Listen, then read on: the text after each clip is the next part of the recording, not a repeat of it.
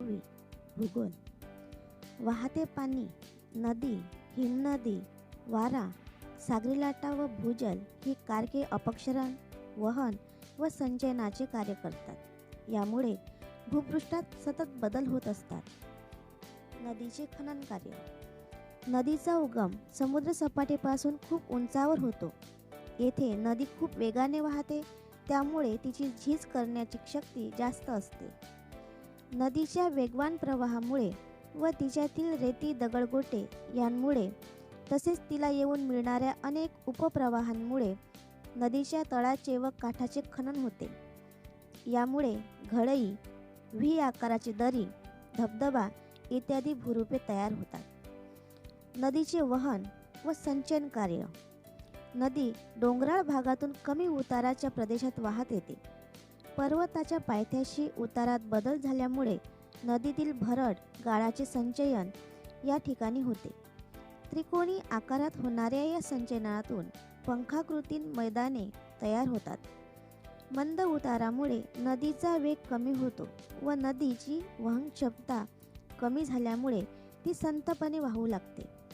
लहानशा अडथळ्यांना देखील वळणे नागमोडी घेत नदीचा प्रवाह पुढे जात असतो.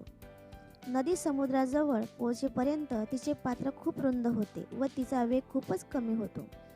नदीतला गाळ तिच्या पात्रात व काठावरील प्रदेशात साठतो.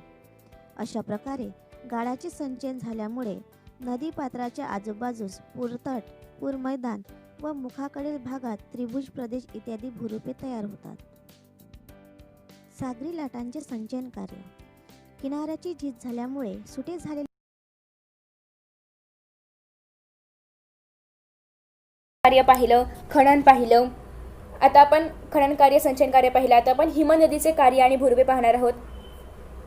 ज्या प्रदेशात तापमान गोठणबिंदूच्या खाली असते अशा प्रदेशात हिमस्वरूपात वृष्टी होते. गोठणबिंदू म्हणजे 0°C खाली असते. हिमवृष्टीमुळे भूपृष्ठावर हिमथर तयार होतात. हिमाच्या प्रचंड वजनामुळे हिमथर भूपृष्ठाच्या उतारावरून घसरू लागतात. हिमाचं वजन जास्त असतं, त्यामुळे गुरुत्वाकर्षण शक्तीमुळे हिमथर जे असतात ते भूपृष्ठाच्या उतारावर घसरू लागतात. दाब व घर्षण यामुळे थराच्या तळाशी जमिनीलगत असलेले बर्फ वितळू लागते आणि हिमनदी अतिशय संथपणे उताराच्या दिशेने सरकू लागते. हिमनदीमध्ये बर्फ असतो.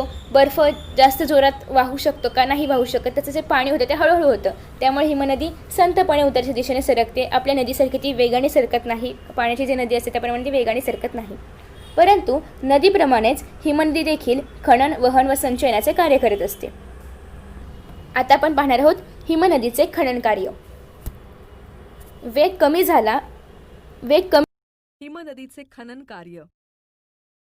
हिमनदी ही नदीसारखी पूर्णपणे द्रव स्वरूपात नसते, तर ती बहुतांशी स्थायू स्वरूपात असते. त्यामुळे नदी एवढा तिचा वेग नसतो. हिमनदीचा वेग कमी असतो. परंतु बर्फाचे वस्तुमान हे पाण्यापेक्षा जास्त असते.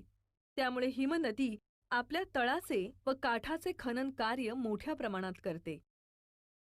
हिमनदीच्या खनन कार्यातून हिमगव्हर, शुककूट, गिरीशृंग, यू आकाराची दरी, लोमती दरी, मेषशिला ही भूरूपे तयार होतात. याची थोडक्यात माहिती घेऊ. हिमगव्हर हिमनदीच्या खनन कार्यामुळे तयार होणारे हे भूरूप आहे. हे भूरूप नदीच्या उगम क्षेत्रात तयार होते. हिमवर्षाव झाल्यावर हिम पाण्यासारखे लगेचच वाहत नाही, तर ते साचत जाते आणि त्याचे बर्फात रूपांतर होते. हिमाचे बर्फात रूपांतर होत असताना पडलेल्या दाबामुळे तळाशी घर्षण होऊन काही बर्फाचे पाणी होते आणि ते उताराच्या दिशेने वाहू लागते. वितळलेल्या पाण्याने विदारण म्हणजे झीज होऊन तळाकडील भाग आणखी खोल होत जातो. अशा डोंगर तळाकडील खोलगट भागास हिमगव्हर असे म्हणतात. गिरीशृंग एखाद्या सुट्या डोंगराच्या भागात डोंगराच्या सर्व दिशांकडील उतारांवर हिमगव्हर तयार होते. तर डोंगराचा वरचा म्हणजे शिखराकडील भाग शिंगासारखा दिसतो. अशा भूरूपाला गिरीशृंग असे म्हणतात. उदाहरणार्थ, युरोप खंडातील इटली व स्वित्झर्लंड यांच्या सीमेवरील मॉटरहॉर्न हे गिरीशृंगाचे जगप्रसिद्ध उदाहरण आहे. लोमती दरी. मुख्य हिमनदीत तिला येऊन मिळणाऱ्या उपहिमनद्यांपेक्षा हिमाचे प्रमाण जास्त असते. मुख्य व उपहिमनद्यांचा संगम होताना त्यांच्या तळाच्या उंचीत फरक असला तरी दोन्ही प्रवाहातील बर्फाची उंची सारखी असते. बर्फ वितळल्यावर हा तळातील उंचीचा फरक दिसू लागतो. उपहिमनदीची दरी मुख्य हिमनदीच्या तळापेक्षा जास्त उंचीवर राहते. ती लोमती असल्यासारखी वाटते, म्हणून तिला लोमती दरी असे म्हणतात. मेषशिला. हिमनदीच्या मार्गात असलेल्या खडकावरून जाताना हिमनदीच्या प्रवाहाच्या दिशेकडील खडकाचा भाग घर्षणामुळे गुळगुळीत बनतो. परंतु प्रवाहाच्या विरुद्ध दिशेकडील भागात वितळलेल्या पाण्याने झीज होऊन खडकाचे तुकडे सुटे होऊन तो भाग खडबडीत बनतो. म्हणजे खडकाचा एक भाग गुळगुळीत व एक भाग खडबडीत बनतो. त्या भूरूपास मेषशिला असे म्हणतात. यू आकाराची दरी. डोंगरावरून हिम उताराच्या दिशेने वाहते, त्यामुळे डोंगर उतार तीव्र होतात. त्या हिमाचे संचयन दोन डोंगरांमधील पायथ्याकडील भागात होते. घर्षणामुळे पायथ्याकडील भाग खोलगट होऊन त्याला इंग्रजी यू या अक्षरासारखा आकार प्राप्त होतो. त्यास यू आकाराची दरी असे म्हणतात. अशा तऱ्हेने हिमनदीच्या खनन कार्याने विविध भूरूपे तयार होतात. हिमनदीचे वहन व संचयन कार्य. नदीचे खनन कार्य व त्यापासून तयार होणाऱ्या भूरूपांची माहिती घेतल्यानंतर आता आपण हिमनदीचे वहन व संचयन कार्य पाहणार आहोत. हिमनदी वाहताना आपल्याबरोबर गाळ वाहून आणते. या गाळास हिमोड असे म्हणतात. हा नदीने वाहून आणलेला गाळ कुठे कुठे साचतो. त्या स्थानांनुसार हिमोडाचे 4 प्रकार पडतात. भूहिमोड, पार्श्वहिमोड, मध्यहिमोड व अंत्यहिमोड. या दिलेल्या आकृतीवरून तुमच्या लक्षात येईल की भूहिमोड म्हणजे हिमनदीच्या तळाशी संचयित झालेला हिमोड होय. हिमनदीच्या काठावरील भागात साचलेल्या हिमोडास पार्श्वहिमोड असे म्हणतात. जेव्हा 2 हिमनद्या एकत्र येतात तेथे त्यांच्या आतील 2 कडांच्या भागातील पार्श्वहिमोडांपासून मुख्य हिमनदीच्या पात्रात तयार होतो तो मध्यहिमोड होय.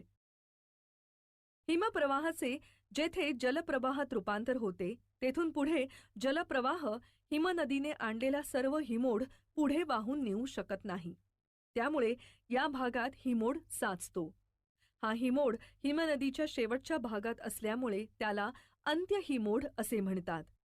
अशा तऱ्हेने हिमोडाचे प्रकार पडतात, जे आकृतीत बघितल्यानंतर आपल्या पटकन लक्षात येतात. ही झाली हिमनदीच्या वहन कार्यातून तयार होणारी भूरूपे. आता आपण हिमनदीच्या संचयन कार्यातून तयार होणारी भूरूपे बघू. हिमनदीच्या संचयन कार्यातून हिमोडगिरी व हिमोडकटक ही भूरूपे तयार होतात. हिमोडगिरी. हिमोडाच्या संचयातून तयार होणारी टेकडी म्हणजे हिमोडगिरी होय. ती सामान्यतः अंडाकृती स्वरूपाची असते. अशा अनेक टेकड्या असलेल्या भागास अंड्याची टोपली असेही म्हणतात. हिमोडकटक. हिमोडकटक म्हणजे हिमोडाच्या संचयनातून तयार झालेली अरुंद व लांबवर पसरलेली नागमोडी टेकड्यांची रांग होय. अशा तऱ्हेने हिमनदीच्या खनन, वहन व संचयन या कार्यांमुळे भूरूपे तयार होतात.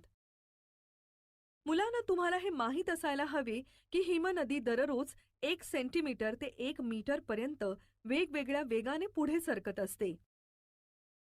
ग्रीनलँडमधील जॅकबशॅवन ही हिमनदी जगातील वेगवान हिमनद्यांपैकी एक असून ती दररोज 46 मीटर्स वेगाने वाहते.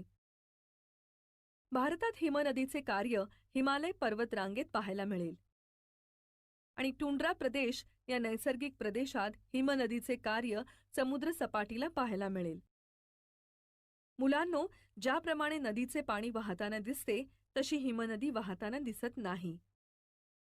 कारण हिमनदी ही घन स्वरूपात असते. त्यामुळे तिच्या प्रवाहाचा वेग अत्यंत कमी असतो. तर नदी ही द्रवरूपात असल्यामुळे तिच्या प्रवाहाचा वेग हिमनदीच्या प्रवाहाच्या तुलनेत अधिक असतो. आता ही चित्रे पहा. यातील खनन कार्यामुळे तयार झालेली भूरूपे आहेत हिमगवर, शुकूट, गिरीशृंग, यू आकाराची दरी, लोमती दरी, मेषशिला. आणि वहन व संचयन कार्यामुळे तयार झालेली भूरूपे आहेत हिमोड, हिमोडगिरी, हिमोडकटक इत्यादी.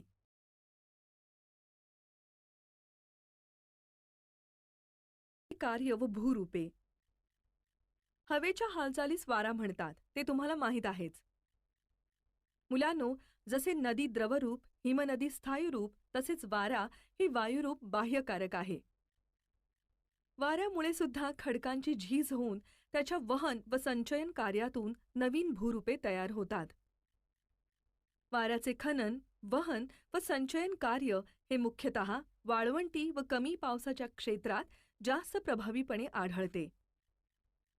म्हणजेच कोणत्याही प्रकारचा अडथळा नसणाऱ्या प्रदेशात वाऱ्याचे कार्य प्रभावी आढळते. उदाहरणार्थ घरे, इमारती, वने इत्यादी यांचा अडथळा नसणाऱ्या वाळवंटी व ओसाड प्रदेशात वाऱ्याचे कार्य प्रभावीपणे चालते.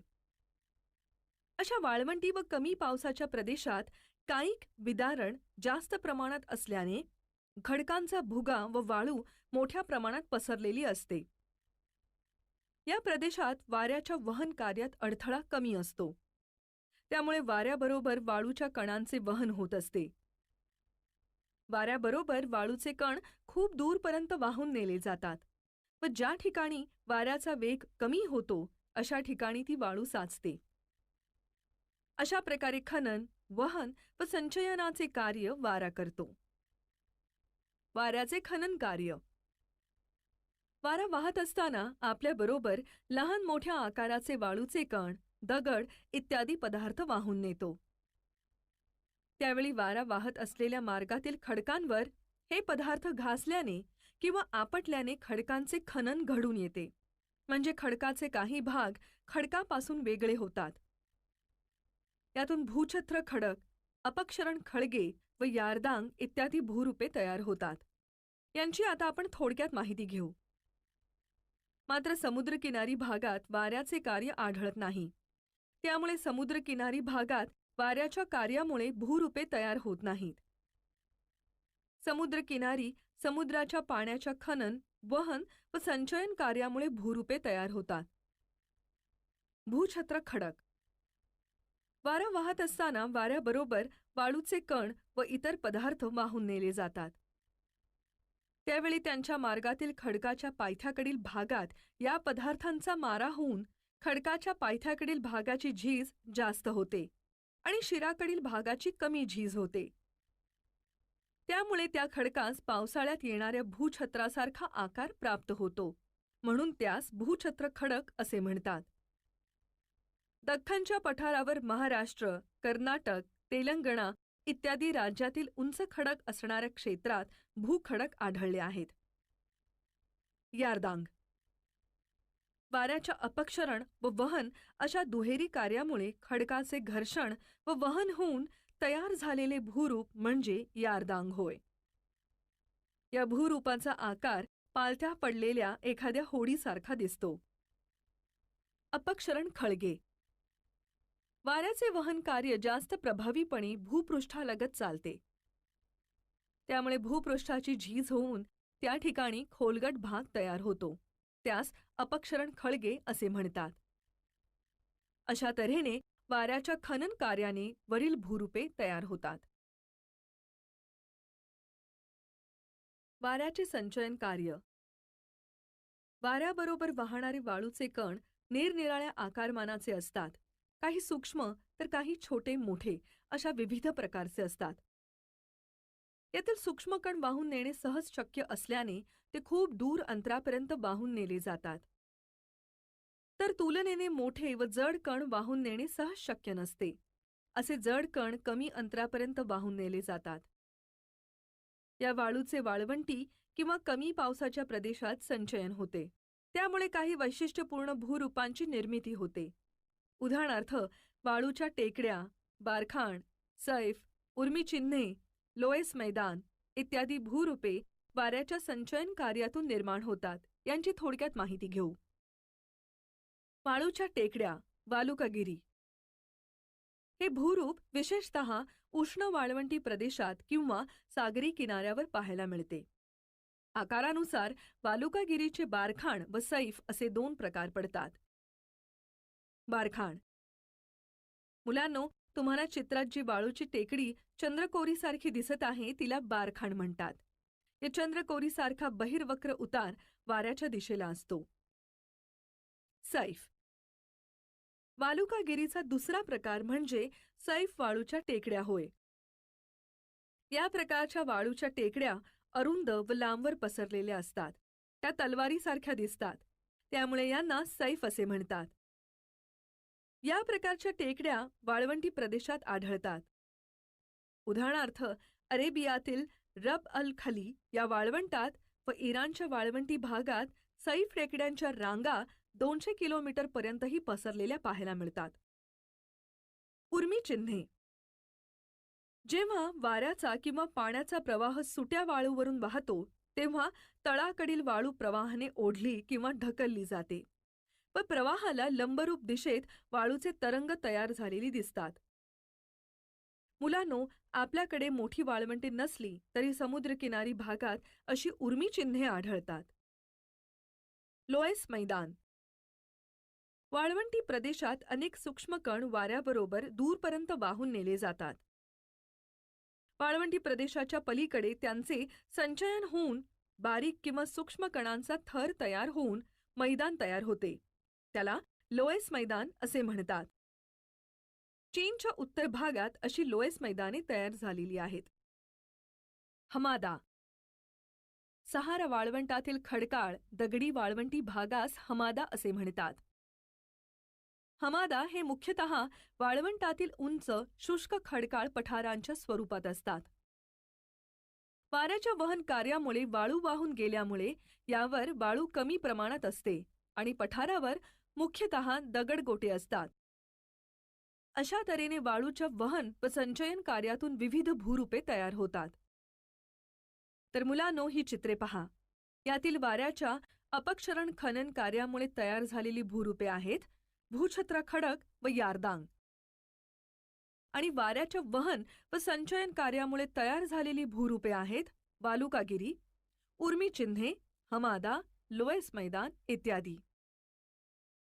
मुलांनो, आता या आकृत्या पहा आणि त्या कोणत्या भूरूपाशी संबंधित आहेत ते ओळखा.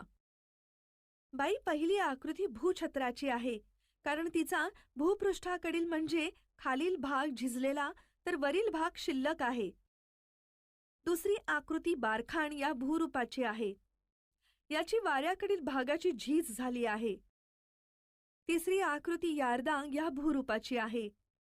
यातील मृदू खडक असलेल्या भागाची झीज झाली आहे, तर कठीण खडकाची झीज झालेली नाही. आणि चौथी आकृती ही सैफ टेकड्यांची आहे. याची निर्मिती संचयनातून झाली आहे. अगदी बरोबर आहे.